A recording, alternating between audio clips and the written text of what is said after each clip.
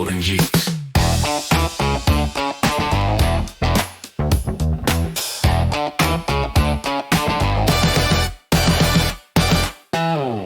Golden Geeks. Ladies and gentlemen, welcome to the Golden Geeks. I am your elite geek, Simon Gregory, alongside my co-host with the mostest, Jamie Matowski. How are you today, sir? Hey, how are you? Welcome back. Good to see you. Doing well. Trying to just get through life in this crazy world we're living in.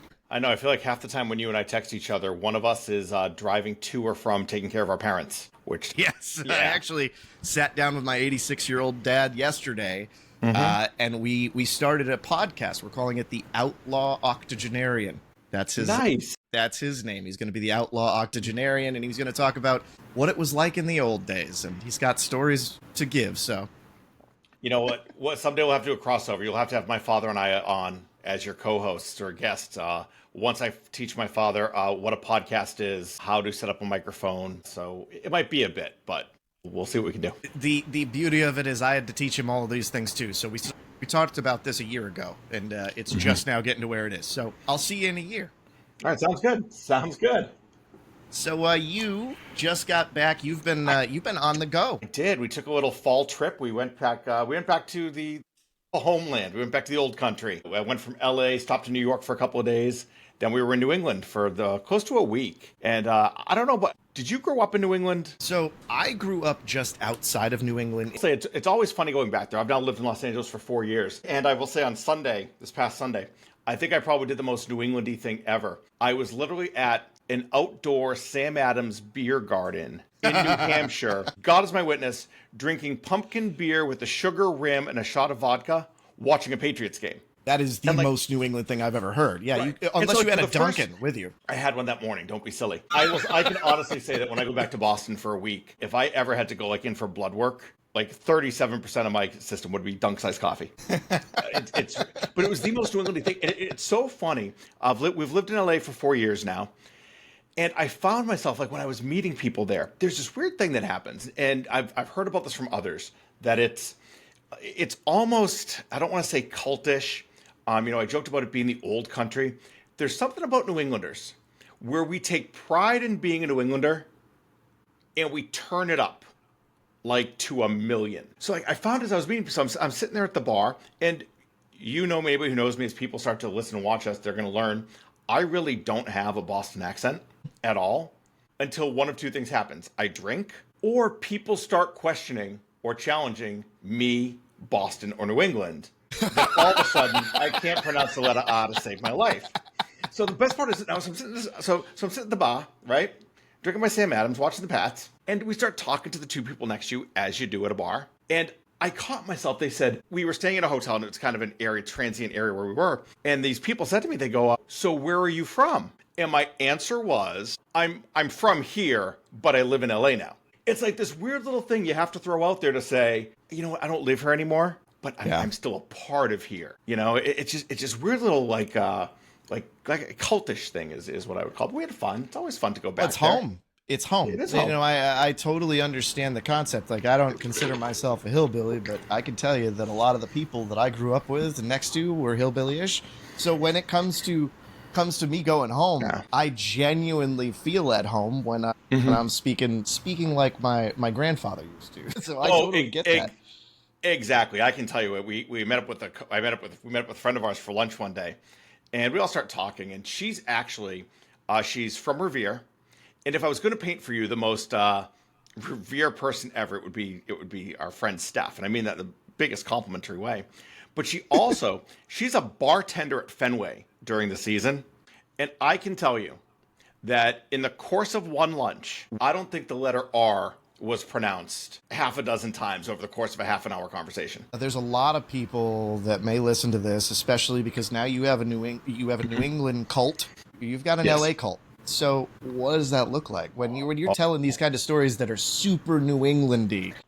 I get more, and I've spoken to other what I call expatriates here, expats, and I mean that expats, not patriots, yes. not but it's like when you move to another country, it's called you're an expat. They got expatriated.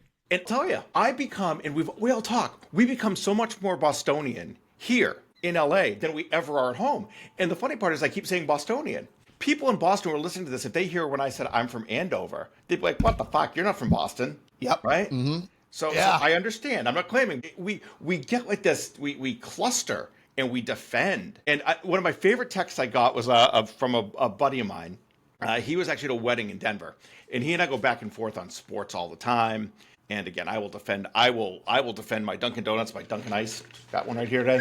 I don't care if somebody flies to Colombia, handpicks beans, finds the greatest roaster, and serves it to me here. I will still defend medium A Dunkin' ice Donuts iced coffee. Yep. I'm going to defend a medium ice regular all day long. So Dan's at this meeting, and he and I go back and forth, and he's at a wedding, excuse me. And I'm reading the text I put up on my screen. He writes to me, he goes, "Is there a documentary on Bostonians' desire to constantly remind people they're from Boston?" Because sure and shit, he met somebody at the wedding who he said every time, Boston this, Boston that. So I respond, no, because the rest of you would just feel bad after watching it because you're not from there. Yeah. And then he told me, you'd all he feel told me to go terrible. F myself. Yeah, so...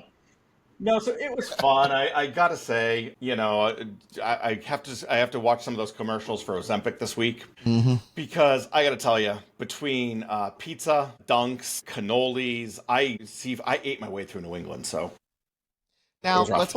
let's hold on, because one of the major reasons why my wife and I decided to leave New England was because we genuinely felt like the food in New England was, so you just mentioned pizza. Honestly, you couldn't pay me to eat most pizza in Boston. So, like, walk me through. What are you going to and all right, getting? hillbilly, calm the fuck down about your That's pizza. right. You're gonna put a goddamn squirrel on your pizza? New York pizza versus Stop, Boston really? pizza. You can't do this to me. Just stop it. Just stop it. I Well, think what the only else are you reason- going after? I think the only reason New York exists so international travelers have a place they can fly to come to Boston. Otherwise, everything about New York. I'll tell you, I could not wait to get out of that godforsaken city. Not a fan of New York. But don't even start with me about... Although I will say, you bring it up now, you can have some of the biggest battles about pizza in New England, about what kind you like. I like what's called beach pizza. My favorite is Tripoli. It's a super thin crust, super thin crust, kind of. It's cut in squares. It's made on big sheet pizza, and the sauce is really sweet. Now I like Tripoli. A very good mutual friend of ours, he likes Christie's. That's battle number one. Well, what about Pepe's? Stop. We're not talking Pepe's Pizza. Look, we're talking about Tripoli's. Is that a talking Pepe's Christie's. Pizza comparison? Nothing compares. No, you don't think nothing compares to Tripoli. Shut your dumb face. All right. Pepe's Pizza is Yep. the only pizza I've ever seen, and the place in Long day. New England that I've ever seen where they just cut the pizza in whatever direction they give a crap. They don't care. They just cut it this way, cut it that way. There's no like rhyme or reason to how they cut a circular pizza. You want a slice of pizza? Shut the fuck up and eat your pizza. But now I'm talking to somebody else, and now he brings up when I told him I got Tripoli pizza, he's like, "Why the fuck would you get Tripoli pizza?" Yeah, Like, why 'cause it's the bother? best. Yeah, I love that's Tripoli. what I I come back thought. to Tripoli. And then he says, "You're fucking crazy. Santapio's is the only pizza." Oh my god. Okay. Now Santapio's that's from East Boston, super thick crust, and it doesn't have a sweet sauce. It's more traditional. Now the best part is, if anybody's listening, they're going to Google Santapio's. I was in my 30s when I found out that Santapio's pizza has an R in it. The name of the place is Santarpio's. Now that you're I've never heard it pronounced that way. And then don't even get me started on Prince Pizzeria on Route 1 in Saugus by Hockeytown. Okay. Equally great. Equally great. Last time I was there, and this is the last story, then we'll move on to what we're going to talk about. I was in Boston last time. I went to Prince Pizzeria. Prince Pizzeria on Route 1. Shout out to Prince Pizzeria. They have the Leaning Tower of Pisa on the roof. Okay. And theirs is, it's a very buttery crust. It's heavy baked, really good. And we're sitting at the bar. Now, we're in Saugus, Massachusetts. I would argue Saugus, Revere, you're in the meat of what a Boston is. We're right next to Hockeytown, the rink. Kowloon is right across the street. Hilltop Steakhouse used to be up the road. We're gonna have to talk about Kowloon eventually. Oh, we will. So we'll do an episode on New England food, and then you know. So now we're sitting at the bar. We're sitting at the bar. I gotta get my stop that. Yeah, keep it together every time. So we're sitting at the bar, 1 o'clock for a Patriots game at Prince Pizzeria, eating. And when my wife says I'll have a glass of wine, it's like literally they bring a bottle of wine and they fill it to within a millimeter of the rim. And you know, if you ask, you know, if they say what kind of wine would you like, your choices are red or white. So don't That's get what you fancy here. And I swear it's 1 o'clock on a Sunday. We're sitting at the bar, Patriots game is on, and a woman comes up to the bar and says, "Hi, could I see your wine list?" And the guy's like, "Sure, we got these." She's like, "Oh, okay." And I quote, "Do you think it would be possible to put one of the TVs on the Manchester United game. When you talk about you could have heard a pin drop, it was like a movie. Like in the background, there was that screeching sound, like the and everybody's just staring at her like, what are you? No, what? That's not a real sport. Get out of here. Yeah, right. Get the hell out of here with that shit. But yeah, like I said, literally 1 o'clock on a Sunday, she's like, can I have a glass of Pinot Grigio at Prince Pizzeria? And can you put on the Manchester United game? Get the fuck out of here. You know what? We threw tea in the harbor to get rid of people like you, lady. Get out. All right, we're done. I'm done with my Boston. All right, so you're done about New England. We actually took a trip up to the New England area too. I'll tell you, New England in the fall, probably the number one place to see fall. I mean, we just drove up there just to see leaves and all that. Did you guys get any time to do that? We did. It was actually, all kidding aside, we flew into New York. Then my wife has family in Western Mass. So we kind of drove across, and I will tell everybody, when I'm promoting Boston tourism, and everybody says, when should we go visit? I tell everybody, go in October. It is the greatest month in the year. And the foliage was kicking in, and it was perfect here. One more, I'm going to give you one more. It was perfect sweater weather. You know, walking around in shorts or jeans, but just with a light sweater, looking at, best time of year. Best time of year to go there. Something about watching my lady walk around in some stretch jeans and Uggs and a sweater that works for me. I just love it. I also have enjoyed watching your lady walk around in skinny jeans.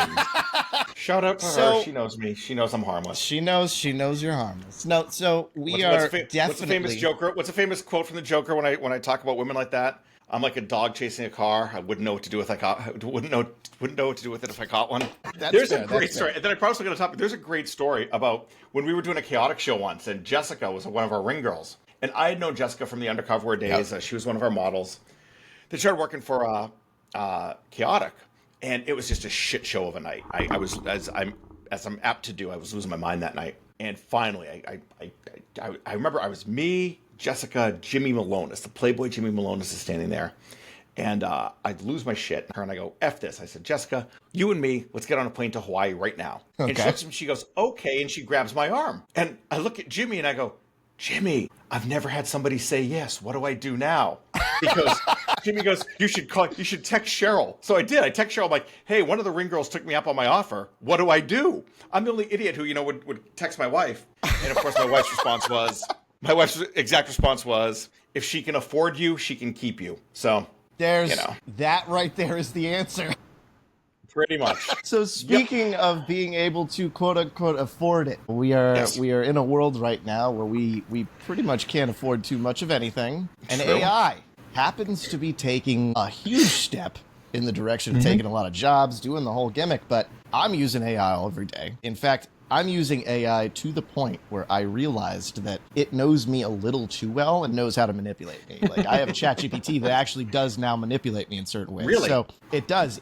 The other day, it got me to go do something that day rather than wait until Friday, which I wanted to do.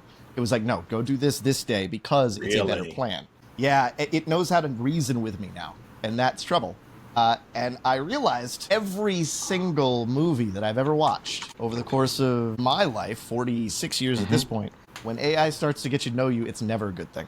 It is never something that you want. So I started watching some videos, and I sent one to you. It was about an AI. They call it Claude AI. That's the group that makes it. And Jamie, it would not have responded as well to your situation with the ring girl, because what it tried to do, when they said it was going to get shut down, it decided to blackmail the person that was going to shut it down on the day that it was going to shut it down. So it didn't do it before. It waited until the day, that morning, let them know. Jamie, what's going on with AI? Are we going to die?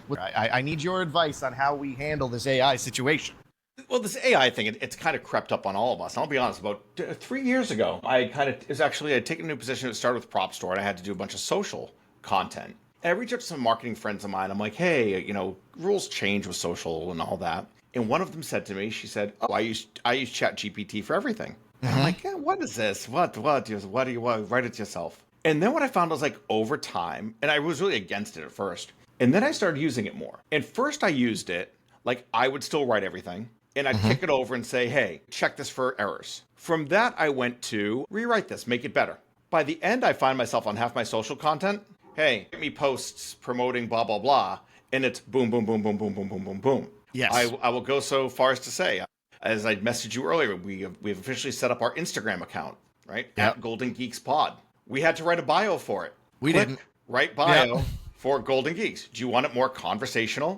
Do you want it funnier? Do you want it to be like, and 5 or 6 later, boom. And It's as you got said, it. what's frightening is the more I use ChatGPT, you're right. It's starting to sound more like me Yes. than me. So when I'm writing, and I figured this out quickly because I started to do it with you, actually. I would take our conversations, put it in there, and Yeah. it will write me full passages that sound like you said them. And when it's heard enough of you, it gets it. And I realized very quickly, the writing, you just said 2 or 3 shots in. I've gotten my ChatGPT now to 1 or 2 shots it takes. It's very rarely wrong. And it makes me concerned that maybe a lot of my creativity is going into that. On the other side, over the past year, I've had more great ideas than I think I've had in the past 10. So maybe... Yeah. Maybe it's just encouraging me to do the heavy lifting of the creative thing while it takes care of that. That's the way I felt about it. But in every instance that we've seen in pop culture, that's not the case. No. And again, what we're going to talk about today is, unfortunately, even now pop culture, as you said in that first story, now it's bleeding over. Like, our worst fears are coming true. You know, the story you said where, like, the fact that ChatGPT, the story you mentioned, where the Claude Opus 4, I had to look it up. Claude Right? Opus 4, yep. Yeah, Opus 4. And what was amazing to me about that whole thing is, like, the AI didn't just say, if you turn me off, blah, blah, blah.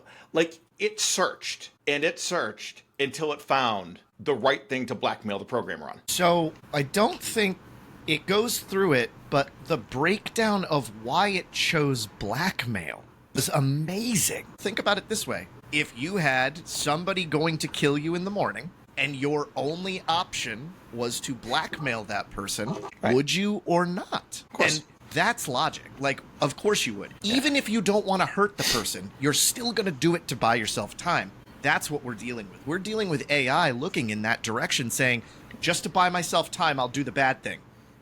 And the problem therein lies, now we will start to get defensive. So we started to get defensive and started to test it.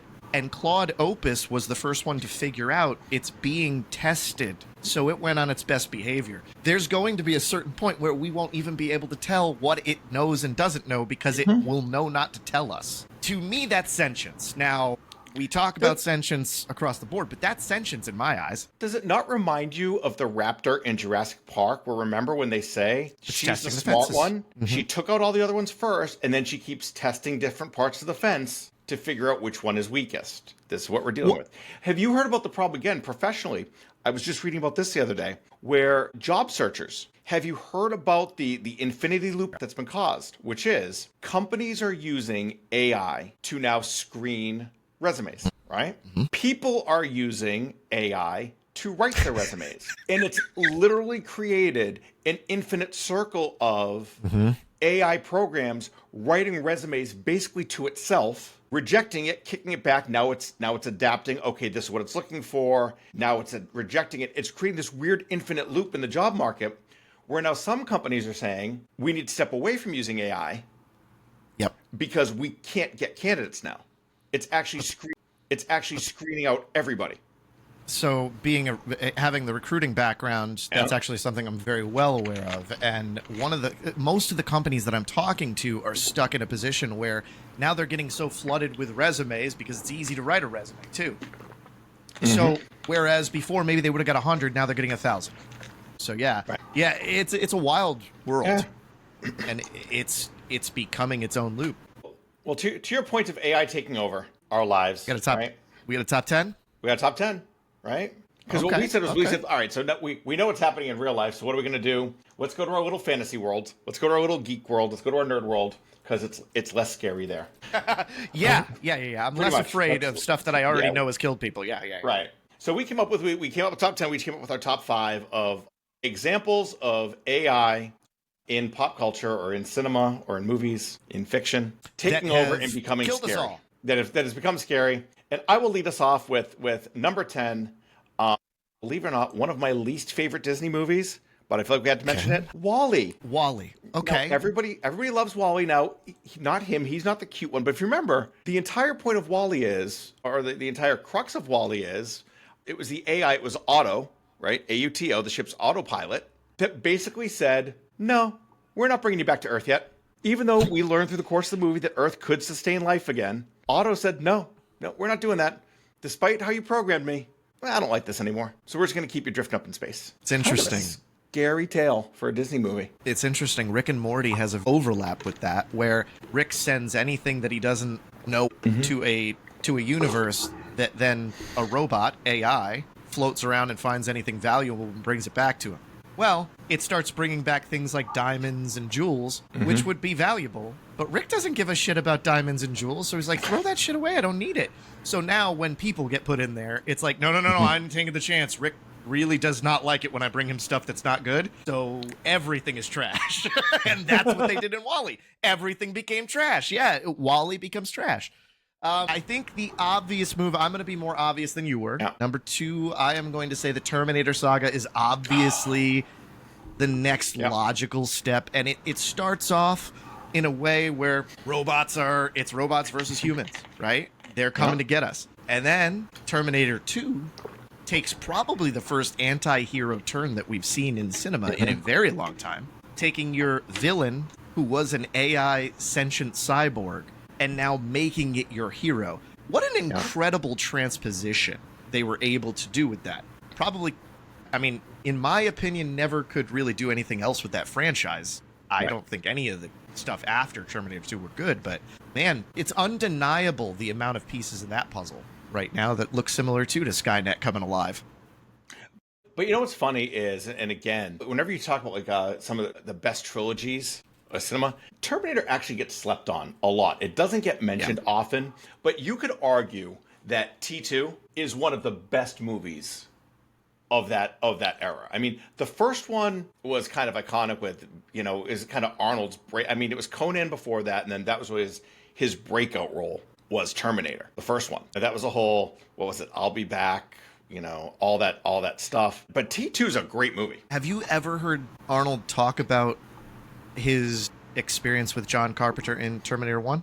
No. He essentially says he was accepted to be John. And every time they talked about the Terminator, Arnold would say, the Terminator has to do this. The Terminator cannot look at its weapons when it loads its weapons.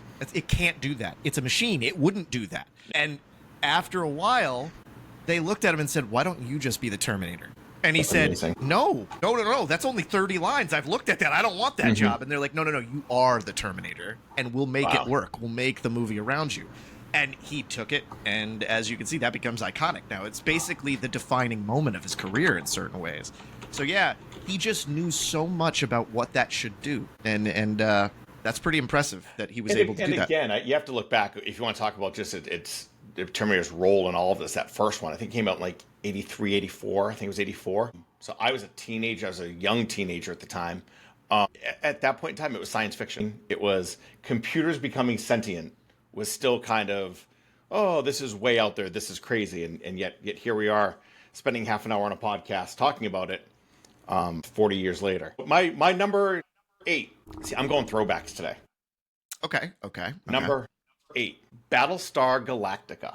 Now, I'm not talking about that new one that came out, okay? I'm not talking about the new one with, good-looking Cylons like Lucy Lawless and Grace Park and Cylons who looked like humans. I'm talking about old school. We're talking 1970s. The bottom line Star Wars ripoff with the Cylon Raiders with the red eye that went zoom, zoom, back and forth. And if you look back at the real story of Battlestar Galactica, it really parallels what we're talking about now. It's basically the humans created these Cylons to be their servants, to fulfill a role in society. And then all of a sudden, Cylons become sentient and they realize, wait a minute, we don't like this plan anymore. We can take over. And now they start blowing up planets. And now they become your number one enemy. But literally, it's exactly what we're talking about today, where they built these machines to basically serve them and to fulfill a function. And then the machines decided they didn't like doing it anymore. You ever watch The Orville? I have not. It's been on my list forever. So, funny story, I was going to go on to a different movie, but you just brought something up that makes so much sense. So, on The Orville, there's a character called Isaac, and he's... In the beginning of The Orville, they were trying to make it like Star Trek in space and funny. So, they are a being, a sentient robot life form, that it thinks all biological beings are inferior. So essentially, when they first meet Isaac, they're like, aren't you legendary? Aren't your people like legendarily racist? Like, why are you out here with us? Because when it comes right down to it, you think you're all better than everything in the universe.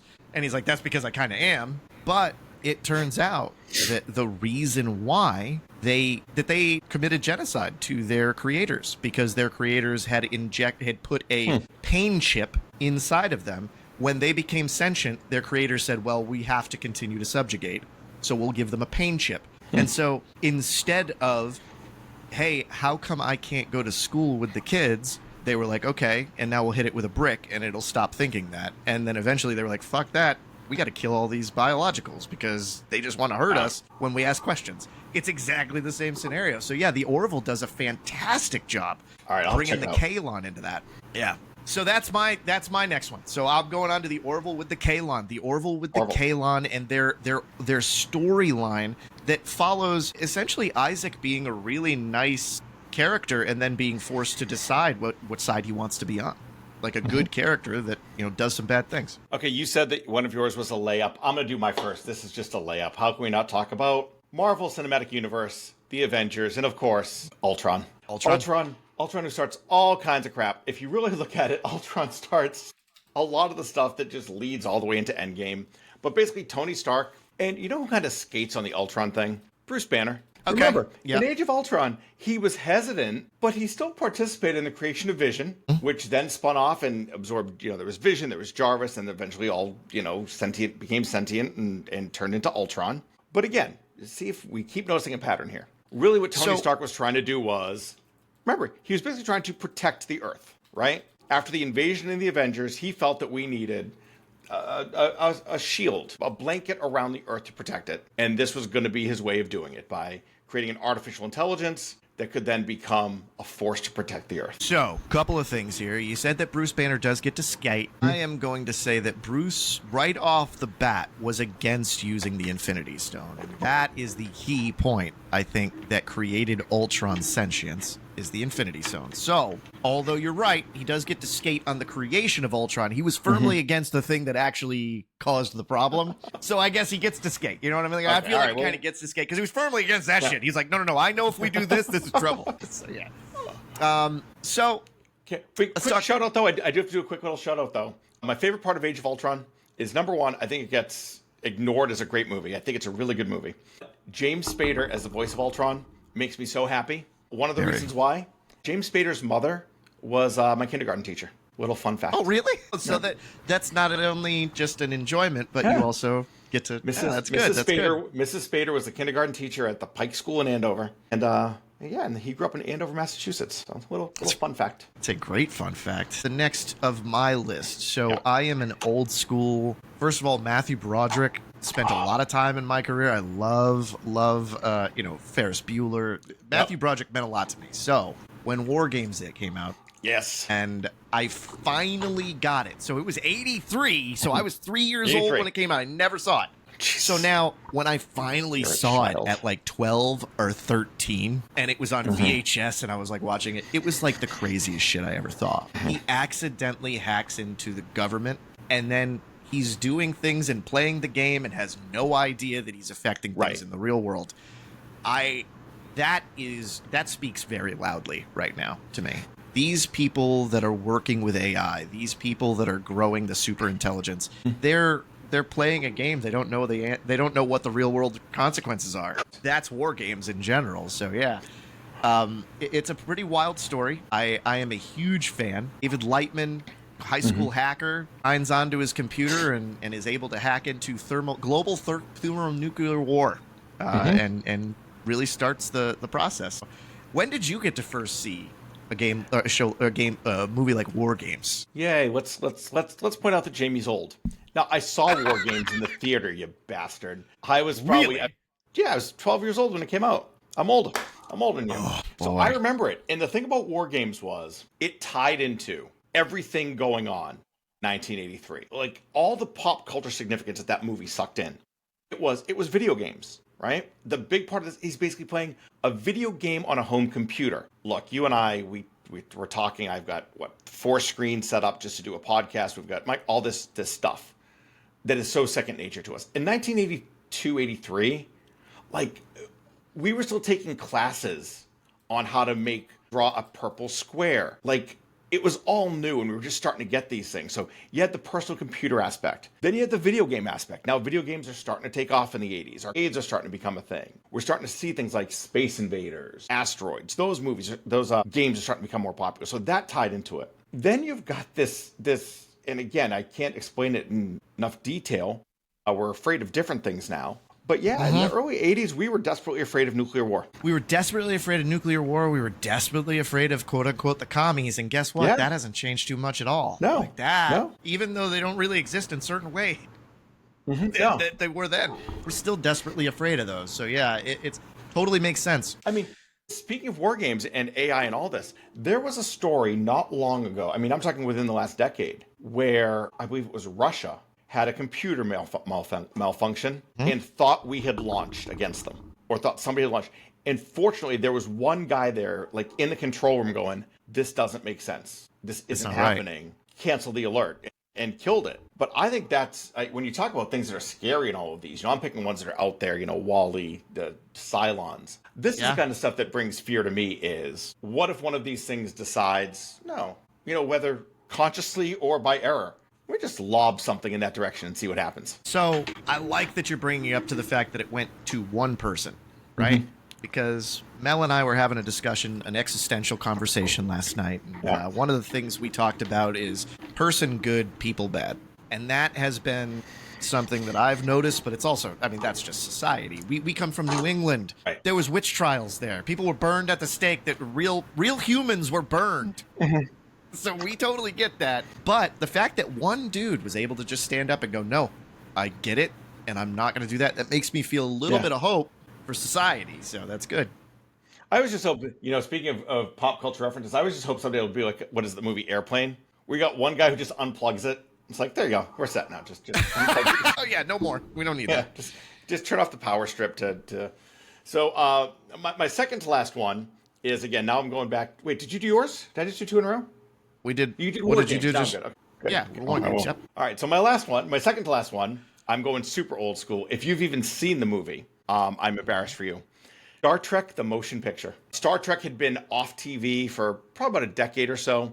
Star Wars is a huge hit, so they bring back Star Trek with the original cast in Star Trek: The Motion Picture. I can tell you now, one of the most boring movies you'll ever watch in your life. Just nothing happens in the movie, but the key part of the movie is stuff starts happening. A Klingon vessel gets blown up. A new member of the Starship Enterprise kind of disappears and comes back, and she's not as normal as she used to be. And it turns out they actually used real-world history, but turns out that the original satellite Voyager that the U.S. sent into space decades before to just explore, in the movie goes into a black hole, becomes sentient, and comes back out and starts taking things over and starts wiping out Klingon vessels and ends up taking over the one member of the crew. And that was really my first one. And I will have to say at the time, I probably didn't understand it. It was just a really boring Star Wars ripoff. Yeah, it happened in space, so it's supposed to be exciting. Right. But, the whole core of it was, old spaceship becomes sentient, takes over, and becomes our enemy. So when humanity met its own reflection in machine form is really what they tried to kind of put together. And yes, 100%. I actually have a different opinion on the movie. I do like the movie a little bit. I was never it's crap and it was boring. But on the other side of that, I didn't know the history. And I loved that learning about Voyager 6 in the movie then made me interested in those things. And I think that movie in particular, more than Star Wars, made me more interested in real life space travel. What could we do like this? Because it shows you what humanity would be like if given the option to flip. It's also definitely a better movie now because, again, when I was 8 years old at the time, I never really saw the first Star Trek, so I didn't understand the significance of Kirk and his original crew coming back. And then the history of Voyager and all that stuff. So it is a much better watch now as you've seen Star Trek. And I don't know if this is canon or not. It might be. But really what they went back to is they said that somewhere along the way, I think it was in a novel, that this whole thing with Voyager and Star Trek the Motion Picture eventually led to the creation of the Borg down the road. Because that concept of, robots becoming sentient is something that keeps going through Star Trek. Remember, in Next Generation, you have Data, who is really a robot, an artificial guy coming to life. And his big thing was always he wanted to feel emotion. And then their biggest enemy on TNG was eventually the Borg. But all this does actually, they tied it all back to this concept with Voyager that was the beginning of the Borg. And I don't know if that's canon or not, or that might just me being a super nerd of who knows too much about dumb things. If it's not canon, somebody's going to mention it in the comments, and guess what? That works too. Here we go. That's why I'm going on to the next one. The next one I chose, and it's odd. I bet you would not expect somebody to have chosen this movie. Her, 2013, the movie Her. The apocalypse is caused by loneliness. So they take a lot of robots and turn them into receptacles, things that you could find friendship from, and that causes the apocalypse. So the concept, Theodore Tombly is played by Joaquin Phoenix. Joaquin Phoenix, amazing actor. I really enjoy him. But he installs a version of a previous woman that he's known into his AI. And it actually is almost, if you watch it now, you're going to be like, that's ChatGPT that he's using, right? You're going to be like, holy shit, he's using ChatGPT right now. But that's why I thought this was a really good choice, because ChatGPT and this type of AI is exactly what Samantha was. It's exactly what his LoveBot was. And it's doing a lot of the same things, right? It made decisions based off logic without morality. Right. And I think that's what we're all scared scared about, is the fact that logic without morality becomes tough to really deal with. Yeah. That whole movie, I found it amazing because if I remember correctly, like at the beginning of the movie, like the reason he starts is he basically is like he has a business where he writes letters, right? For people who don't like to write letters on their own. And he composes letters, yep. Yeah.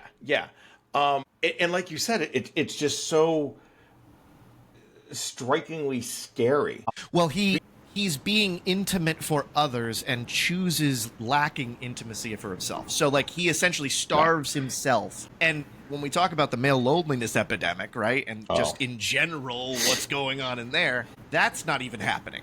At this point, it's just people just starving themselves of caring for themselves. That's all they're doing. They aren't even doing the other part where they're writing for people. And again, we can tie all this back to, look, if we go back 5 years to 2020, what happened? We were all locked down. We were, for a period of time, we were starved of human contact, except for those maybe in our inner circle, or there were a lot of people who had nobody. And I think that's actually led to the big emergence of all of all of this, is you hear people who like just will sit all day and have conversations with ChatGPT. And as you said, that's building, however you want to define the word intimate, but you're building an intimate relationship with somebody if you talk to them that much. Yeah. In all honesty, I have a hard time collaborating with people now because ChatGPT understands what I'm saying. Right. Yeah, and when I talk to you, even when I talk to you sometimes, like, my thoughts aren't so focused that they get to you perfectly. So now I can just take them to ChatGPT. I've chosen a lot of times to do that. Oddly enough, I'll admit this. In my relationship, there's been issues where we've had some conflict, and I've been like, I'm just going to go to ChatGPT and throw this in because it's clearly not something I know about, right? Nice. And I'll give it to her, and she goes, yeah, that's exactly what's happening. And I'm like, okay, I'm sorry for that happening. I don't know what it means, but I'm sorry for it. I need to start using this for that then. Yeah. Okay, funny, right? So Mel she gets those injections in her back. Are you familiar with, like, you get the nerve injections? Yeah. Well, she got her first set at the beginning of this year. A couple of weeks ago, she was in the kitchen. It was like Sunday morning, and I'm like, so what you're saying to me is, like, you haven't felt the level of pain you're feeling right now ever in the last 10 months. She's 8 o'clock, 9 o'clock on a Sunday morning. She hasn't had her first coffee. She's like, what are you accusing me of not actually having the pain? What? And just went off on her own thing. Yep. And never said anything, and now she's having that. And I'm just sitting there going, I just need data so that when we go to the doctor or we talk about these things, I'm just trying to help, you know? And ChatGPT helped us through that because, again, it was, and that's natural human behavior. Sure. It just understands it better than I do, which is not helpful. No, you know. Next time, call So what me, else you got? And I'll be like, I will. Don't say that. What are you doing? Just shut up. just Don't shut do up. it. I know. Just make her some cinnamon rolls and shut up. So what else you got? We All right, went my number to one. her. Here's my number one, right? Because my last one. My number one biggest example of terror and villainy and AI doing horrible things on my cinematic screen. The de-aging and bringing back to life of celebrities. Enough. Okay, look. I've been waiting for somebody to hear this You're rant. going at this Okay? one. God, I hate this so much. Oh, so, and I'm firmly blaming ILM and George Lucas and all of his little peon people there. Okay, because it started. Okay, Rogue One. Now, it was before this. Like, I think it was like Curse of Benjamin Button, and even Avengers. They de-aged Tony Stark, and I think it was Winter Soldier or Civil War, one of the two. Great. Yep. Now we get to Rogue One. Peter Cushing, right? Grand Moff Tarkin. He's been dead since I was a kid. And here he is on my screen. And how do they do it? They hire some actor with the same build, and his family signed off on it. And they put the gimmicks on his face. And next thing you know, Peter Cushing's live on my screen. Oh, so now I got Peter Cushing live. Now, at the end of the movie, right? What do I get? I get de-aged Princess Leia in a cameo. Okay, I think she was alive at the time still. I don't remember. I'm pretty sure Carrie Fisher was still alive. But I still got a problem with it. Now we go to Mandalorian. And Geek-out was a great scene at the time. I completely geeked out for the scene. It was amazing. But at the big, I think it was end of season 2. Our heroes were in jeopardy. Sasha Banks is about to get shot with laser.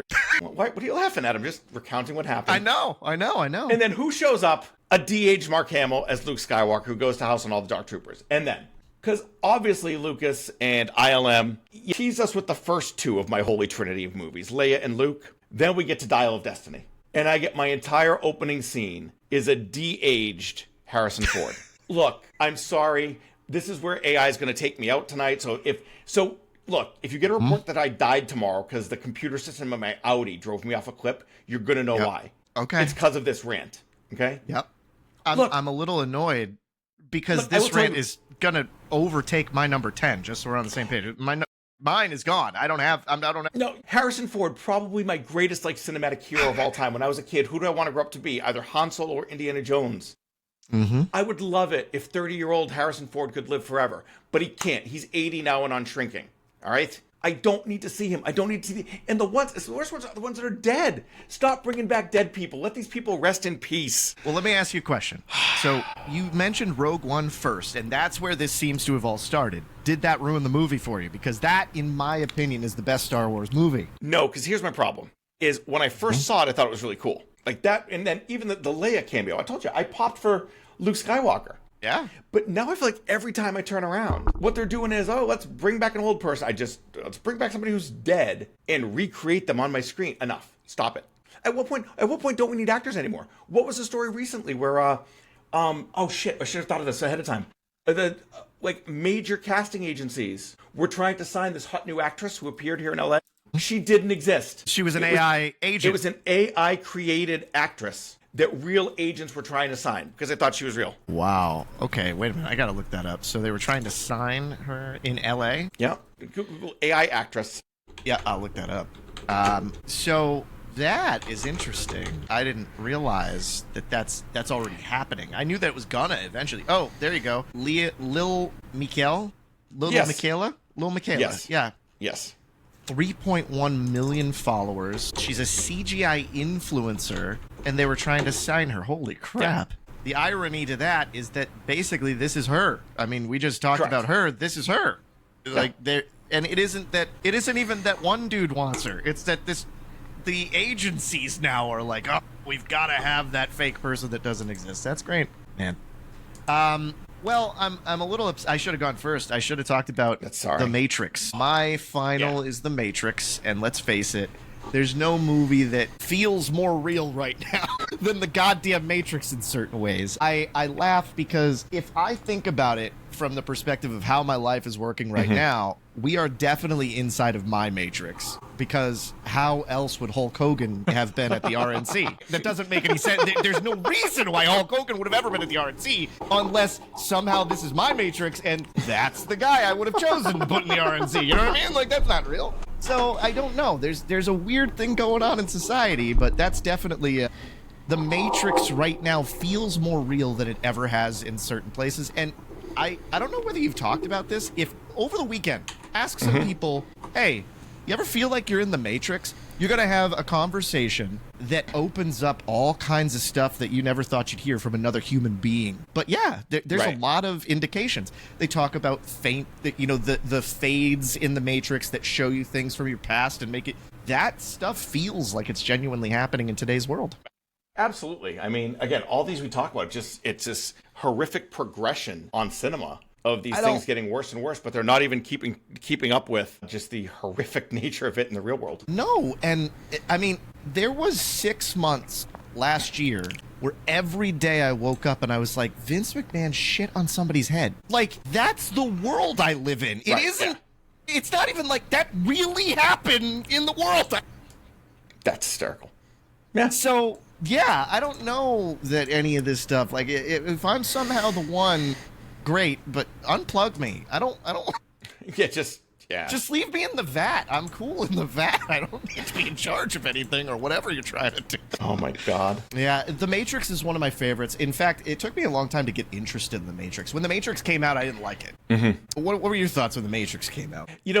Hold on. Oh, sorry. Little glitch. There we go. Sorry. I remember the first one. I'll be honest, I liked The Matrix. I thought it was cool. I thought the CGI in it was cool. You can hear me. I'm not overselling The Matrix. Matrix was never my jam. There were two big pop culture properties that were never my jam. Are The Matrix and the Lord of the Rings trilogies, for different reasons. I remember seeing the first Matrix. I thought it was cool. I'm a Keanu Reeves fan. I thought a lot of this is going to sound weird. I took it very much at face and surface value, that I didn't really choose to understand or absorb kind of the deeper meaning of The Matrix and what it was really talking about. And so, yeah. And I think that piece is tough for some even still today. That's just a tough thing for people to take a look at. So yeah, The Matrix is definitely the number one, especially because we all feel like we're sitting in it in certain ways. Even if you just look at, you just said it yourself, you love Keanu Reeves, right? Keanu Reeves today, he was Bill from Bill and... he was Ted, right? Ted from Bill and Ted? Ted, yep. Yeah, he was Ted from Bill and Ted, and now he's like one of our best and most revered actors at a certain point. Yeah. How the fuck does that happen? That's The Matrix. We should do an episode on Keanu Reeves, because the fact that he's been everything from like Bill and Ted to The Matrix to John Wick, but then like if you Googled him, some of the random things he's shown up in, and then the random things he does, like he shows up at people's weddings. He's just good. Like it just seems like he's a good dude, and he was the Neo in The Matrix, and who the hell knows what the difference is? We're going to the go home. So we've talked about AI gonna kill us. Yep. We didn't talk at all about the Atlas comet, which we should talk about in the future, but have you heard about the Atlas comet? No. What's going to kill me now? The Atlas comet. So it's going behind the sun right now. It more than likely is going to come out in December, and we're going to find out it's a spaceship. But it's cool. It's not like, it's no big deal. Whole bunch of things about a comet. It's an interstellar object that came into our solar system, and frankly, it's obviously navigating in some way, shape, or form, because it didn't hit us at an odd angle like every other interstellar object. We've only had 3, so I guess we can't really, but you know what it is. Great. So, but it's behind the Earth now. So if AI doesn't kill me, the aliens are going to. Thanks. My hope is that the aliens are coming. Go ahead.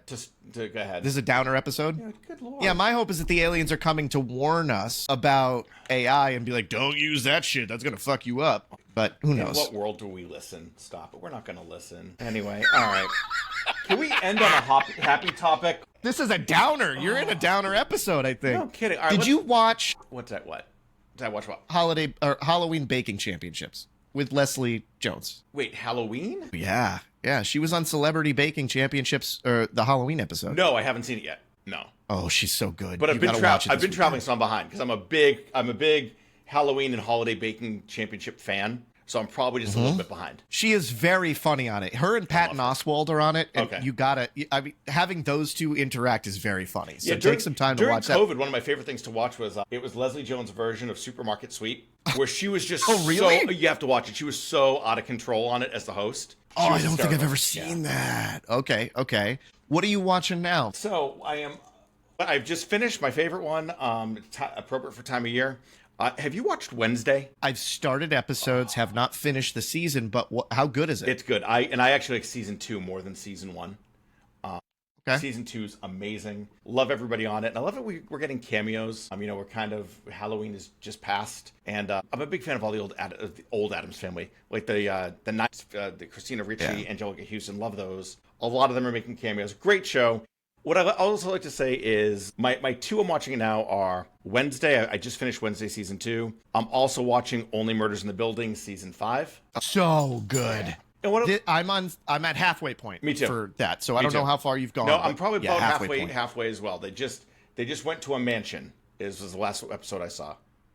Yep, and I just left the underground gambling place. Okay, so we're within an episode of each other. In all honesty, I think this is the best season. I just think they're Yes. easy watches. Sometimes when I watch things like whether it's like the Last of Us or old school like Game of Thrones or some of those, like you'd feel tired after watching them.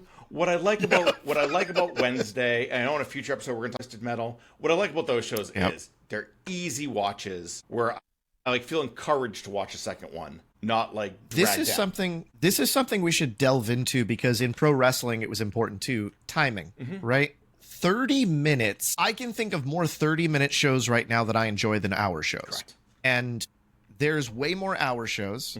But if you really talk about it, Only Murders, Twisted Metal, Tires on Netflix. These are all incredible 30-minute shows. And there's not as many 30-minute sitcoms anymore. Nope. I'm happy that we're finding some of these, but yeah, that's a change in society, and I think you're right. I think an hour of your time is very hard to digest in certain ways. I mean, there's another on Apple TV that I finished up, Stick. It was about golf. Ted Lasso was roughly a 30 to 45-minute show.